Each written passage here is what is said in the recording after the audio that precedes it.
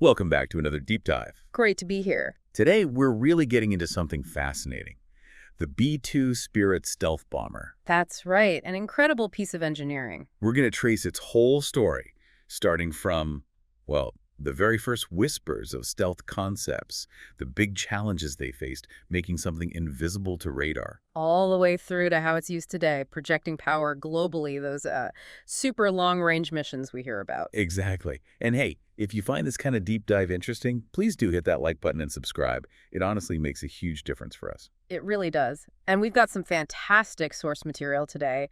A really detailed systems engineering case study gives us a look behind the curtain, you know? Right. Plus, we have reports on its current operations, the tech keeping it relevant. The aim is, well, to give you the full picture of this amazing aircraft. Okay, perfect. So let's jump right back, way back. It feels like stealth is this modern thing, but the roots go much deeper, don't they? Mid-60s. They really do. It's fascinating. Back in the mid-1960s, the Air Force Avionics Laboratory was already funding studies into the basics. Like what kind of basics? Predicting radar cross-section, or RCS. That's, the measure of how visible something is to radar. Got it. They were looking into camouflage, obviously, but also materials science. Things like, believe it or not, iron paint. Iron paint? Seriously, what was that? Yeah, basically embedding tiny ferrite particles into a kind of rubberized film. Maybe not the ultimate answer, but it shows they were thinking about materials right from the start. And crucially, they were also looking at shaping. Ah, so not just what it's made of, but the actual form. Exactly. Shape is fundamental to stealth. Around then, Northrop was developing something called the GEMSCAT code. GEMSCAT. Stands for Generic Electromagnetic Scattering Code Analysis Tool. Basically a way to predict RCS computationally. A big step, letting them analyze designs before building models. And it worked. They actually used it successfully to predict the RCS of the F-4 Phantom. Meanwhile, you had Teledyne Ryan working on low RCS drones and analyzing radar-absorbing materials, especially for wing-leading edges. So, foundational work on multiple fronts. Okay, so the science was starting to bubble up. But what was the push? Why did the military suddenly need this? Well, two big things really lit a fire under the concept. First, the threats faced in Vietnam radar and missiles were getting much, much better. Aircraft were becoming more vulnerable. Okay, that makes sense. But the real wake-up call, that was the Yom Kippur War in '73. Seeing how effective Soviet-supplied radar was against Allied aircraft, that really drove home the need for something radically different. A real uh-oh moment. Definitely. It showed they needed a way to get through those advanced air defenses. Stealth went from, like, a neat idea to an urgent military requirement. So that urgency must have kicked things into higher gear. Yeah. What happened next? Programs? Initiatives? Yeah, in 1974, DARPA, the Defense Advanced Research Projects Agency, stepped in. They started studies to figure out, okay, what level of RCS do we actually need to beat these Soviet systems? Defining the target. Exactly, and exploring different ways to get there. They gave contracts to Northrop, McDonnell Douglas, Lockheed, the big players. And this led to actual test articles. It did. In '75, DARPA launched the XST program, Experimental Survivability Testbed. Northrop and Lockheed both built models, tested them out at White Sands Missile Range. And Lockheed won that round. Lockheed's design, called Have Blue, won Phase 2. It had its first flight in December '77. That was a huge milestone. But Northrop didn't just pack up and go home, did they? No way. The Air Force and DARPA encouraged them to keep going with their own stealth work, and that led to Tacit Blue. Ah, Tacit Blue. The whale, right? Looked strained. Looked very strange. Flew first in February '82. Now, it wasn't a bomber. It was designed for reconnaissance, but it was incredibly important. Also. You can think of it as a flying laboratory for stealth, a dedicated RCS demonstrator. It proved out so many key ideas that ended up in the B-2. Like what specifically? Its unique shaping, for one. Yeah. How they use radar-absorbing materials, or RAM. The way the engine inlets were blended in, special coatings, how they tailored the whole radar signature. Tacit Blue validated all of that. So a critical stepping stone. Absolutely essential. And while Northrop was doing that, the Air Force formally kicked off the ASPA study in January 1980. Advanced Strategic Penetrating Aircraft. Okay, now we're talking bombers. Directly. Yeah. This was the official look into a long-range stealth bomber, so you had the tech development happening and the specific requirement being defined. And Northrop's work on Tacit Blue must have given them a leg up in ASPA. Oh, definitely. Their analysis group used something they called measures of effectiveness, refining their computer models with real data from XST and Tacit Blue. Hmm. They had this, flexible way to describe RCS, which was better for exploring new designs, not just analyzing existing ones. More design freedom. Right. And both Northrop and Lockheed did loads of wind tunnel tests, built big RCS models for testing as part of ASPA. Our sources mention an Appendix 4 showing some of those early trade-offs from 79, like do you go for pure aerodynamic efficiency or shapes better for deflecting radar? They lean towards the radar deflecting shapes even early on. Fascinating stuff. Right. Okay, so we've got the research, the demos, the dedicated study. How did they actually choose who would build the B-2? The source selection was pretty unique. It really showed how high a priority this was. How so? Instead of just sending proposals to Wright-Patterson Air Force Base, the evaluation board, including 35 engineers from Wright-Pat, actually went to the contractors' facilities. Wow, they embedded the evaluation team. Pretty much. It showed serious commitment from the top brass right away. The requirements in the RFP, the request for proposal from September 1980, were largely based on those ASPA studies the companies had already done. So the companies helped shape the requirements they were bidding on. In a way, yes. And for the first 6 months of the evaluation, it was this very iterative process. The Air Force and the contractor teams worked together, refining the requirements and the designs. Much more collaborative than usual. Like a partnership from day one? Mhm. Any other big decisions made then? Yeah, a really crucial one about the engines. The original plan was for the prime contractor Northrop or Lockheed to handle the engines too. Okay. But during the selection process, the board recommended making the engine a separate contract managed directly by the Air Force, government-furnished equipment. Why the change?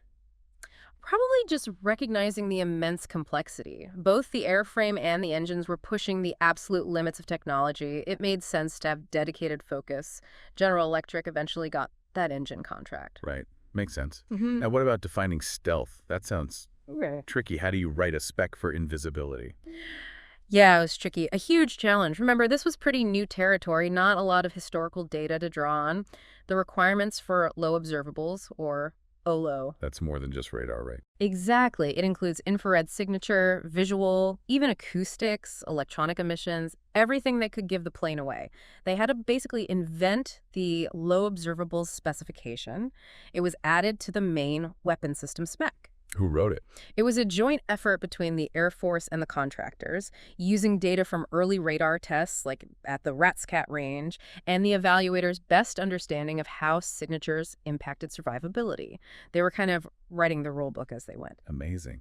Now, I saw a note about a change needing low altitude capability. How did that fit in? Ah, yes. In April 1981, a big modification request, an MR, came down. It asked the contractors to look at adding a significant low-altitude penetration capability. But weren't the initial designs high-altitude focused? They were. So this MR forced a major rethink. Both teams, plus Air Force specialists, did studies should they design something totally new or modify the existing concepts. And the decision was? They decided to stick with a modified high-altitude design, but crucially, one with a much stronger structure to handle the stress of flying low and fast. So strengthening the basic design. Right. Interestingly, there was an idea for an isolation pallet in the cockpit to smooth out the ride in low-level turbulence. But system engineering studies showed it wouldn't really work, so they scrapped it. Practical engineering wins out. Often does. So after all that intense back and forth, evaluation, refinement, Northrop got the word in December 1981. Full-scale engineering development contract awarded. All right, Northrop's got the job. What happens immediately after that? How do you ramp up something this complex? First things first, you set up the organization. The Air Force B-2 System Program Office, the SPO, got its structure, and Northrop established its systems engineering teams. A really key group at Northrop was Weapons Systems Engineering, or WSE. What was their specific role?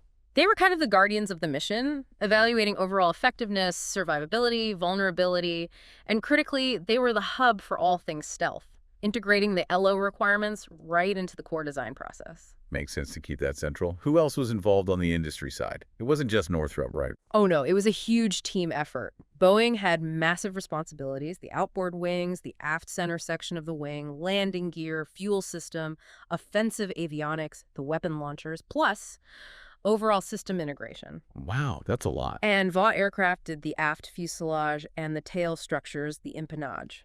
How did they manage integrating all that, especially the electronics? Good question. For the avionics, they set up a flying test bed, basically crammed early versions of the systems into a modified KC-135 tanker, tested in the air early. Sorry. And they built a huge systems integration laboratory, the SIL, back at Pico Rivera.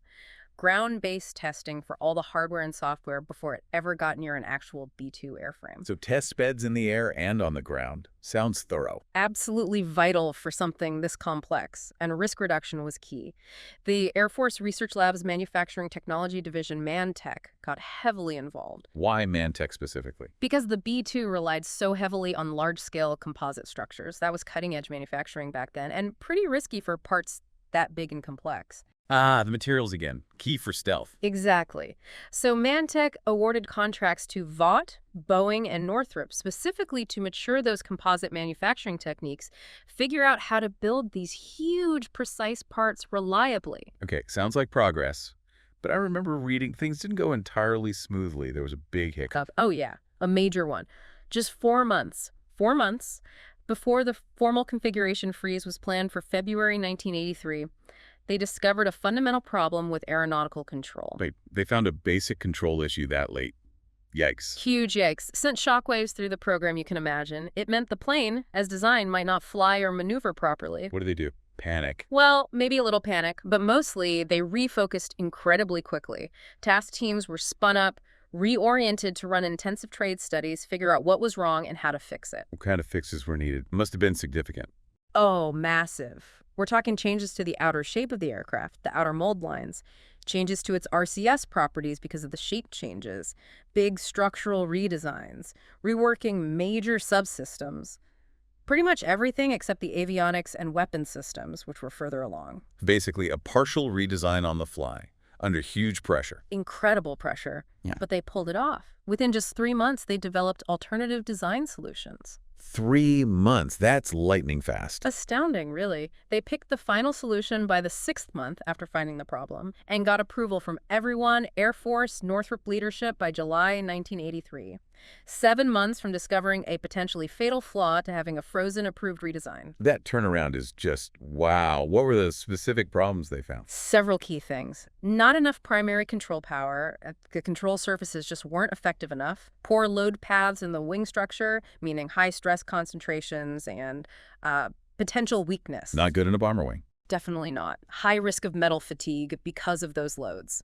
The engine inlet design was deemed high risk, potentially affecting performance and stealth. And it showed instability at high angles of attack, another major safety concern. So a whole raft of serious issues. How did the redesign address them?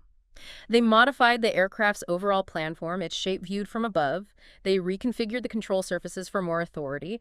And structurally, they introduced a new arrangement with forward and aft wing box structures. For better strength. Exactly. Better load distribution, more redundancy, much more resistant to fatigue. It was a fundamental structural change. And contractually, how's this handled? Seemed like a big change order. Interestingly, the program manager decided to classify it as a contractor-initiated change. Maybe to streamline things, maybe for other reasons. The source doesn't elaborate much. But the changes were rigorously reviewed. Northrop's top technical people signed off, a corporate-level panel reviewed it, and they even got buy-in from other big airframe companies. Shows the level of scrutiny. Yeah, getting competitors to agree is something. Our source mentions Figure 3.9 showing how work shares shifted because of this, and Table 3.4 listing the milestones during that intense 7-month redesign sprint. Really drives home how critical that systems engineering approach was, finding and fixing something huge, even late in the game. Couldn't have happened without it. So after navigating that massive hurdle, the path to first flight must have felt a bit clearer. Somewhat clearer, yeah. They held a second preliminary design review, PDR2, in March-April '84 to validate the redesign. There was a bit of a snag with the radar antenna performance. Hughes was supplying that, but they got it sorted out by August '84. Any other delays? Well, finalizing the interface control document, the ICD. That's the blueprint for how everything talks to everything else. Exactly. That got pushed back a bit because, well, lots of subsystems had changed during the reconfiguration. But they worked through it. And finally, after all that development, all those challenges, the B-2 Spirit took its first flight on July 17th, 1989. It's been an incredible day for everyone involved. Absolutely. Seeing that revolutionary ship actually lift off the runway. And that first flight wasn't the end, obviously. When did it actually enter service and start doing its job? The first operational B-2 was delivered to Air Combat Command on December 17th, 1993. It took a while longer to reach full operational capability, which happened in December 2003. And they're all based in one place. Yep, Whiteman Air Force Base in Missouri, that's the sole B-2 base. Currently 21 aircraft in the active inventory. And its legacy, still the premier stealth bomber. It really holds that unique position, the world's first operational stealth bomber. Its main advantage, its whole reason for being, is that ability to get into heavily defended airspace for those really high-risk missions where nothing else can go. That capability has been proven repeatedly. And still very much active today, right? We see news reports. Absolutely. Just this past October, referencing October 16th, context implies last year, or recent past, B-2s hit underground weapon sites in Yemen, a clear demonstration of its ongoing global strike reach. What kind of weapons can it carry? A pretty wide mix. Conventional stuff like GBU-31 and GBU-38 JDAMSAR, those are GPS-guided bombs, and the AGM-154 JSOW standoff weapon. But also, crucially, nuclear payloads like the B-83 and various B-61 gravity bombs. That dual capability is key. I remember reading about an incredibly long mission a few years back, Libya. Yeah, the January 2017 mission. That was remarkable.